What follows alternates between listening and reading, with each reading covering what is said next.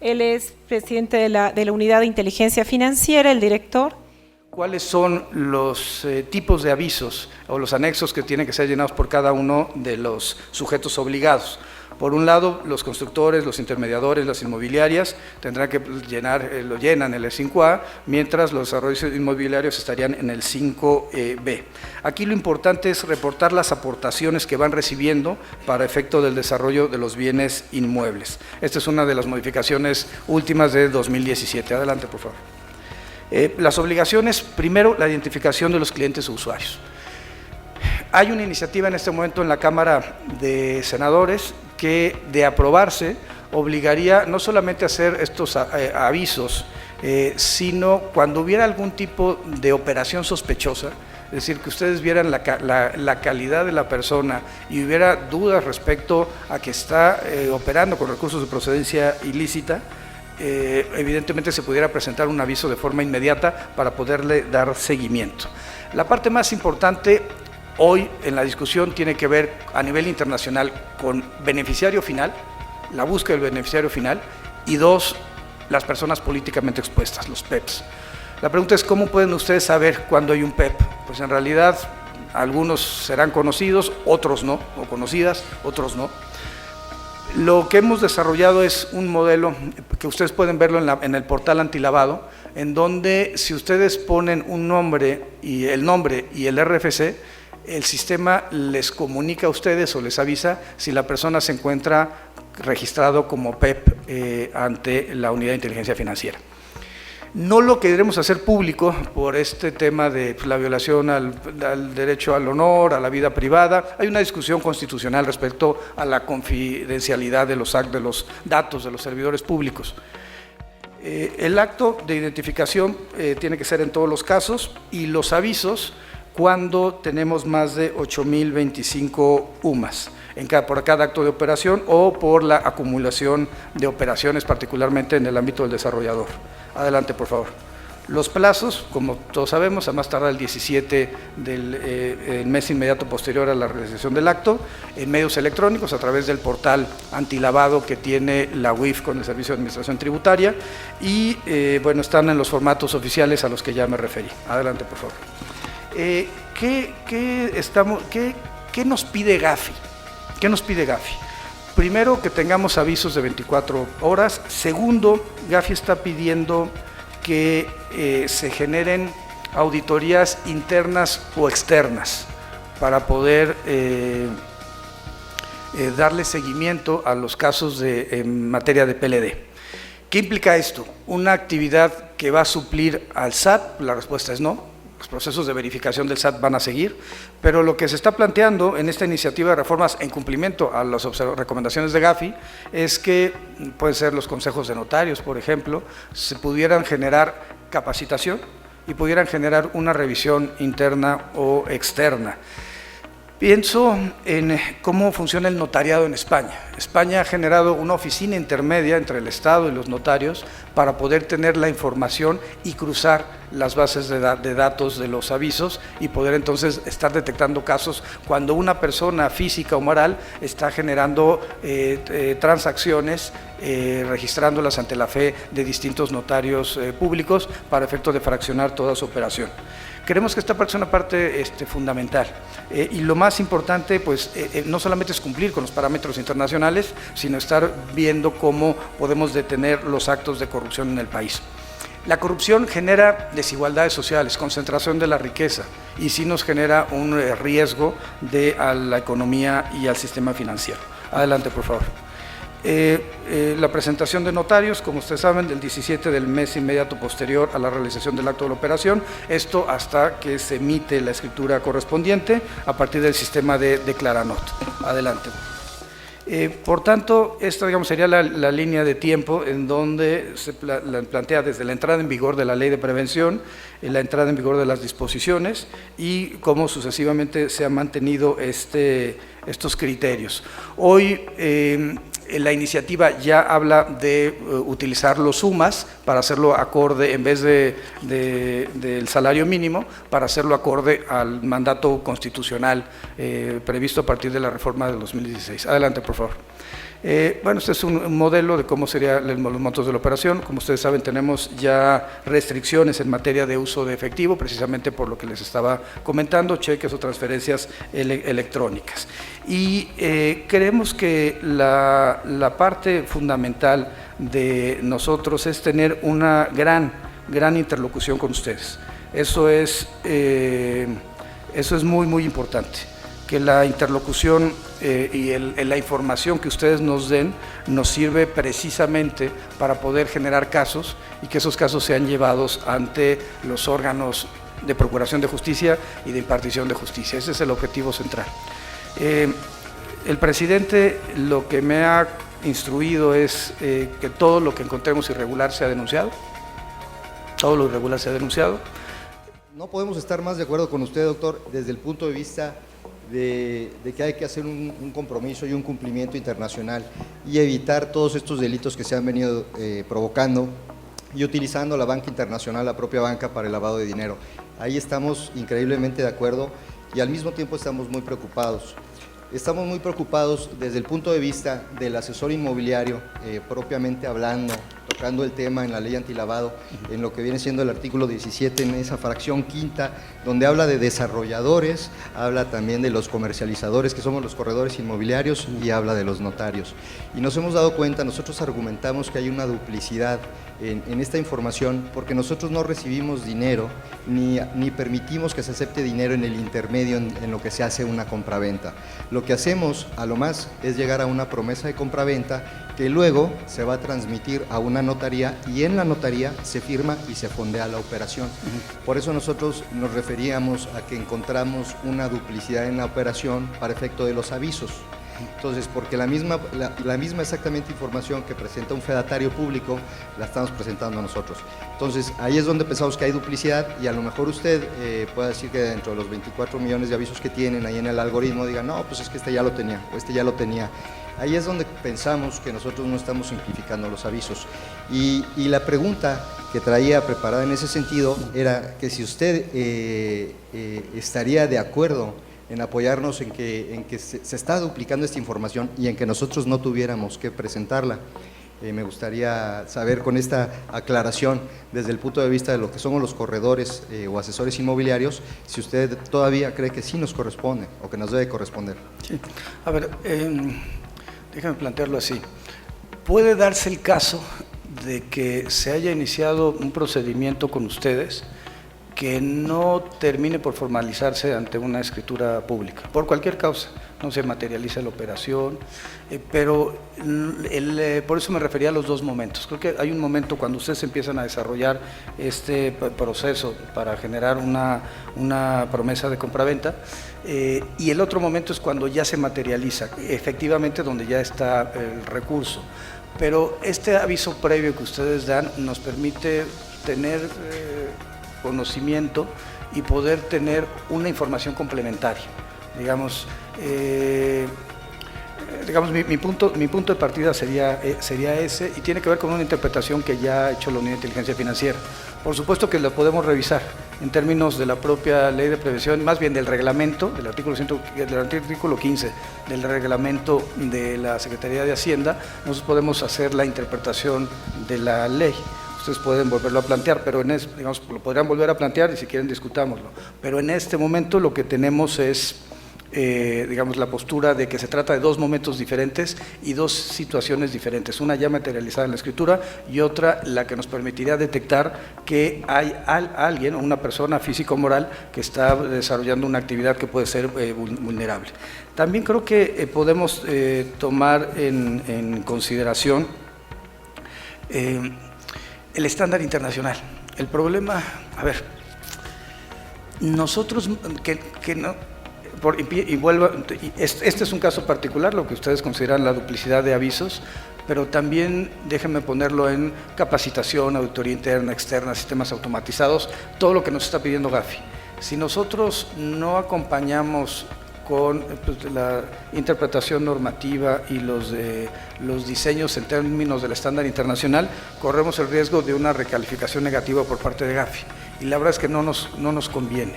No nos conviene, digamos, no le conviene al país, no le conviene al gobierno, no le conviene al país, a nadie. Por eso la apuesta de esta administración es, aparte de llevar casos, es cumplir con los estándares del Grupo de Acción Financiera Internacional. Pero bueno, por supuesto, siempre hay, yo creo que debemos de partir de un diagnóstico, y lo que yo me puedo comprometer a hacer es, precisamente a partir de la base de datos, generar un cruce de información respecto a lo que presentaron los asesores inmobiliarios y lo que presentaron los notarios, para ver si, como usted dice, se duplica la información, o si, como yo digo, puede tratarse de información complementaria en aquellos casos en donde no se materializa una escritura. Muchísimas gracias. En ese sentido, me encantaría entregarle la propuesta que vamos a presentar, yo para compartirla de una vez. No venía preparado. Muy bien. La recibo oficialmente, ¿verdad? Entiendo, para efecto de… Sí, lo que nosotros queremos hacer con esta propuesta básicamente es llevarla a la comisión y verlo en el Congreso con la Cámara de Diputados, pero definitivamente creemos que es invaluable el punto de vista del titular de la Unidad de Inteligencia Financiera. Entonces sí quisiéramos, a lo mejor como dice, platicarlo antes, aterrizarlo, madurarlo, porque probablemente desde esta perspectiva pudiera tener sentido. Muy bien. Gracias. Buenas tardes, doctor Nieto. Según la iniciativa de decreto del Ejecutivo sobre la que se reforma el Código Fiscal de la Federación respecto a la revelación de esquemas reportables, se asegura que, según un estudio realizado por la Universidad de las Américas de Puebla, en donde no se indica la fuente específica de quien lo elaboró, afirmaron que la tasa de evasión fiscal estimada al ejercicio 2016 de personas físicas que obtuvieron ingresos por arrendamiento es del 73.5%, es decir, el 0.1% del Producto Interno Bruto Nacional.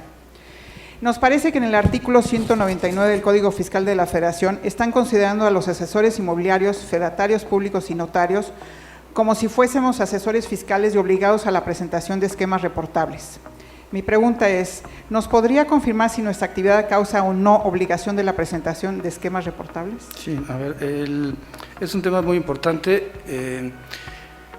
El tema del arrendamiento, bueno, es 17 fracción 15ª de la ley, te establece la obligación de presentar los informes, los avisos, cuando se supera un determinado umbral. En ese supuesto, cuando estamos en presencia de arrendamiento de inmuebles, cuando la renta mensual pactada supere las